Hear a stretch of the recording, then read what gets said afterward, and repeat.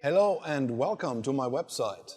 My name is Hans Wink and I have a story to tell. This unique story started in communist East Germany in the midst of the Cold War. Here I describe my eventful life as a refugee and how I tragically lost the love of my life, forcing me to start all over new again, this time in America and learning a new profession. You could say my work is international and operates on a worldwide scale, a kind of global player, precise and timeless, elegant and thrilling, and yet at the same time certainly unforgiving.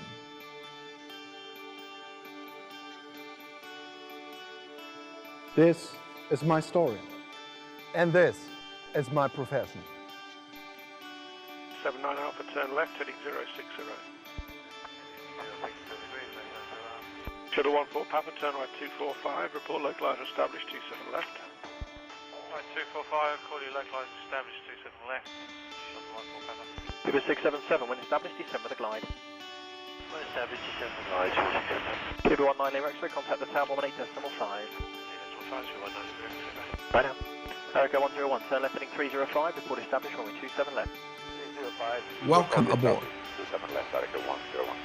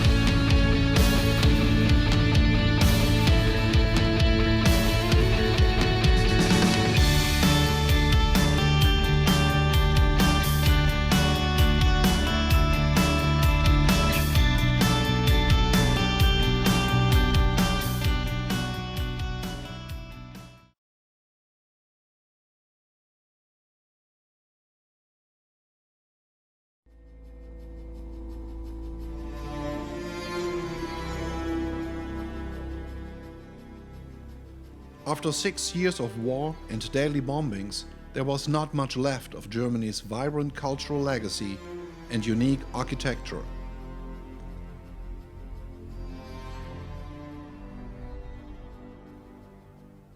It was spring of 1956 when my father and mother left the free portion of Germany to settle like refugees in Magdeburg, in former East Germany. I was born here in 1966, and my family owned and operated one of the few privately owned companies. They started the tailoring company Wink. Living in communist East Germany was everything but liberal.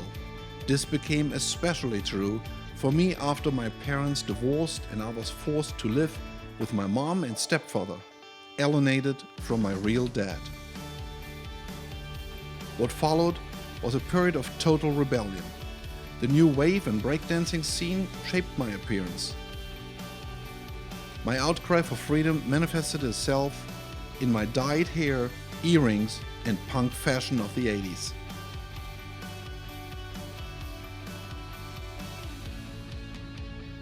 In 1985, and right after my dad died unexpectedly, I escaped from East Germany and fled to the West.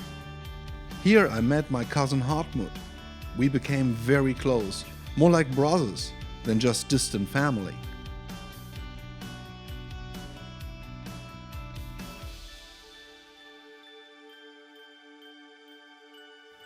But father's hometown didn't bring any family joy, only endless disappointments. I needed to escape again. This time I went south to Nuremberg. My cousin left Wuppertal as well and moved to Florida, where he settled after getting married.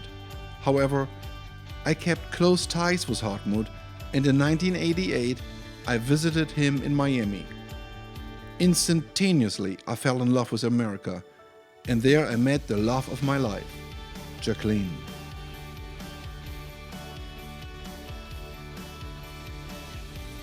I returned in 1990 with her and our daughter to a freshly reunited Germany. The early 90s continued just like the wild 80s ended, with sex, drugs and rock and roll. It was more than questionable if this romance would survive. But despite all odds, our relationship succeeded and we soon had 3 children enriching our family life.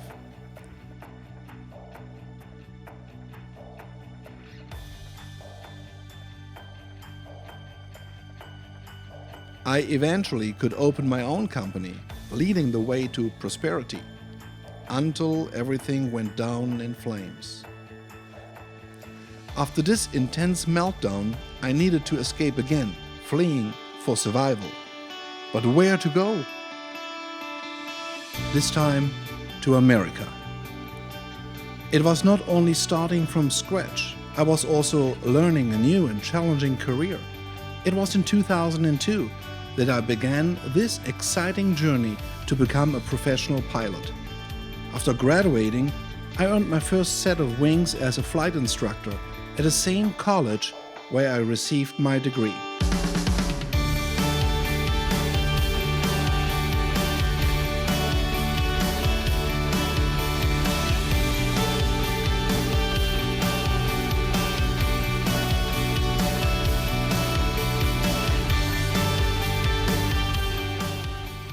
Just 1 year later, I landed my first job as co-pilot for a well-established VIP charter company, where I flew the rich and famous for the next 2 years. But the early professional success could not cover up my pain and grief over my lost family. I needed more purpose in my life to cope with being alienated from my 3 children. Millions of Americans are rushed to the hospital every year, 400,000 of them transported by emergency helicopter. Many times it's a life or death flight where every second counts. In early 2007, I changed seats from co-pilot to captain and from VIP service to air ambulance. For nearly a decade, I flew air ambulance missions on a worldwide scale and literally around the globe. Helping to save lives is much more rewarding than earning the smile and autograph of a movie star. A smooth ride. Perfect. The crew reassuring, explaining to the swimmer the process of getting her to the next destination. Van Dyken says you can go through anything with a positive attitude. She doesn't know if she will ever walk again. That says her pain and scar give her renewed strength to get through the toughest competition she has ever faced. Anita Roman, Fox 10 News. At a rehabilitation center in Colorado. The fact that the swimmer can even make that trip is a miracle. By helping to save lives, I felt I was saving my own. But even celebrities were patients and passengers on my medevac rescue jet. And over the past 10 years, I've met so many outstanding people who are willing to help others. There have been so many heartwarming situations, and so many times the angel flight made a real difference to people in urgent need of medical assistance.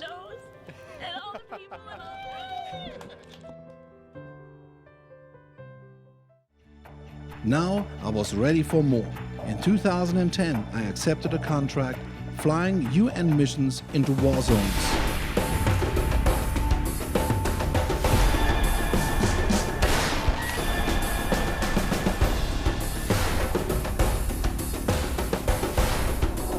Like this.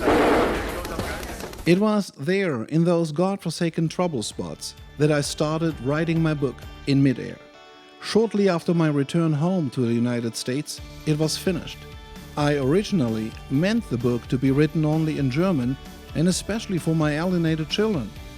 But soon I faced another war, because my ex-wife didn't like the idea that the truth would eventually reach my children.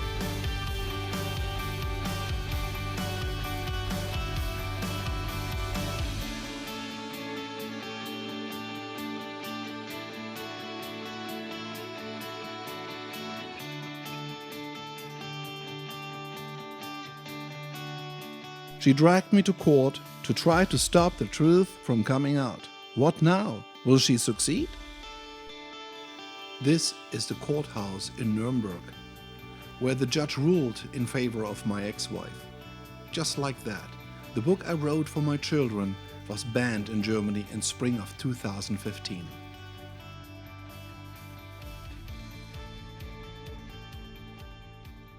¿Y qué fue lo que realmente le motivó a escribir este libro? Motivo primero estaba de reconectar con mis hijos. Después de tantos años de crear una puente a ellos, yo estaba pensando, esa es una buena idea de introducir su padre otra vez en su vida. Si nosotros podemos comenzar nuevo. What is parental alienation? Very briefly, it's when one parent or both, in the midst of a divorce or breakup, use the child as a weapon and try to instill false feelings or lies into that child to try to damage the other parent. It's a wicked form of child abuse, and unfortunately, it's way too common in America. Parental alienation is a growing problem worldwide. Parental alienation. Why do some parents do everything within their power to turn their children against the other parent? Rorschach, we were talking about parental alienation. Parental alienation involves a set of behaviors that one parent does. The issues surrounding what has traditionally been defined as parental alienation are extremely tragic family circumstances. And I have said some of the cruelest things that a child could ever say. Court is aware that one of the most devastating issues we face is that of parental alienation. In the US alone, an estimated 25 million children will be estranged from one of their parents. Between 11 and 15% of divorced couples will turn their children against their ex-partner.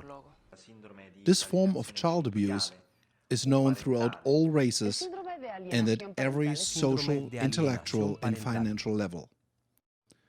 It's making almost daily headlines, even in Hollywood. Hundreds of thousands, if not millions of people in this country have experienced, and that's the pain of separation from their child. That's the inability to parent the way they want to parent. And you call that parental alienation syndrome? In an extreme form, it's parental alienation. Now, I'm not going to debate whether it's a syndrome or whether it's not a syndrome, but certainly parental alienation exists, and anybody who works in this area and parents all around the country have actually experienced that. More importantly, not in some gender-specific way, women are more likely to have the power to alienate. To end this kind of parental alienation all over the country. I want parental alienation to become the same kind of code word that's unacceptable as domestic violence was. And I intend to get my son back, and I want it to be symbolic for all children that deserve both parents, and that's what's going to happen. That's what's going to start today. Lead affords parental alienation awareness. It's child abuse, and it's got to stop. Many celebrities are deeply involved in parental alienation. Just recently, stars like Angelina Jolie, Brad Pitt, and Sean Penn are fighting over their kids. And the list goes on. Parental alienation doesn't stop in Hollywood. It continues across the globe in a worldwide epidemic.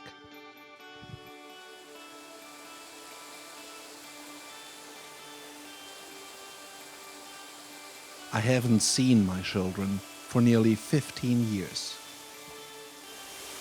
Don't you want to know who your father really is?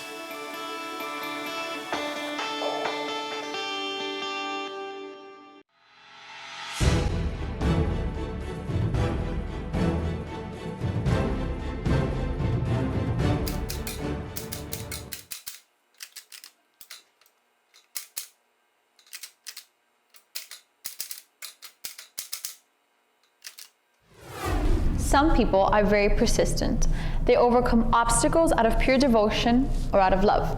This is the story of Captain Wink. Born in East Germany and under a communist regime, Hans Wink experienced a difficult childhood that involved the divorce of his parents, an abusive stepfather, and poor performance in school. Yearning for a better life, he escaped in 1985 as an unskilled factory laborer through the Iron Curtain. His life is a story set against the drama of Cold War Europe, from the emergence and crumbling of the Berlin Wall to the UN mission in Afghanistan of a reunited Germany. from the disintegrating socialism of communist East Germany to the West German economy miracle, and finally leaping to the American way of life. His past includes drugs and vice, and after a devastating war of divorce in 2000, Hans eventually made his way to become an airline pilot in America. In 2010, he started writing his biography for his alienated adult children. In 2015, his life story made the news in Germany. But even this attempt to reach out to his children was blocked by his ex-wife. She filed a lawsuit. In 2014, Hans became an American citizen, translated his manuscript into the English language, and with the help of an international publisher, his book, In Midair, is now available worldwide. Kelly Smith from the Miami News team interviewed Captain Wink about his work and about his future plans. Captain Wink, thank you for inviting me into your home today. Kelly, you're more than welcome. Thank you for being my guest today. So this is your book, In Midair. Yes, Kelly. This is actually my English version of my German biography. Hans, thank you for telling us your story. Kelly, thank you for being my guest today, and I hope you viewers enjoy my book as you did. The original German version of your biography is currently banned in Germany. Have your children had any chance to read it? Kelly, I don't know for sure. But since my ex-wife was monitoring all information that had influenced my children for years, it is more than questionable if they had a chance to approach my work with an open mind. I understand that you translated your book into the English language after making some changes to better protect the identity of your ex-wife. Yeah. The result is a biographical novel that reads like a thriller. You're not only inviting your readers into your cockpit to soar above the clouds, but also into your personal life that included tumultuous relationships to drugs and other vices. Looking back, do you regret any parts of your life? Of course I do regret sins and mistakes of my past. But an author can only paint a living picture that is capable of electrifying the reader if it's written truthfully. You cannot simply skip through your life and just pick the parts that are convenient for you to tell. You must be willing to face the ugly parts of your past as well as the positive ones. Is this why you said earlier that your book might even shock the readers? You called it rated R. What do you mean by that? Rated R? Well, my book tells the story about my past, including drugs and sex and other excesses of my former life before I became a pilot. I'm not proud of those mistakes, but they're part of my personal history. You know, In Midair is much more than a scandalous biography, though. The book talks about how I escaped tragedy and personal devastating by becoming a pilot. It tells the stories of my adventures flying worldwide air ambulance missions and about my encounters conducting UN operations into today's trouble spots and war zones. It's more about how flying changed my life to the better. Your book is not only very interesting and captivating to read, it is also a motivational book to assist others who have had similar problems as those you faced. After all, did you give up on your now adult children in Germany? No, of course not. I will continue fighting for my children's hearts. In 2016, I was searching for a more powerful tool to express my feelings to them. I started taking guitar lessons, and with the help of some friends in Mexico, I wrote a song. The song, You Can Change Your Blood, is dedicated to my children, and it will hopefully touch their hearts. Wow. First your book In Midair, and now your song You Can't Change Your Blood. What's your next step? Hollywood? Well, let's see what's happening, Kelly. Thank you for inviting us into your home today and telling us all about your story. And all the best for your future endeavors. Thank you, Kelly. It was a pleasure having you in my home. And I was really appreciating the interview. This is Kelly Smith reporting for Miami News.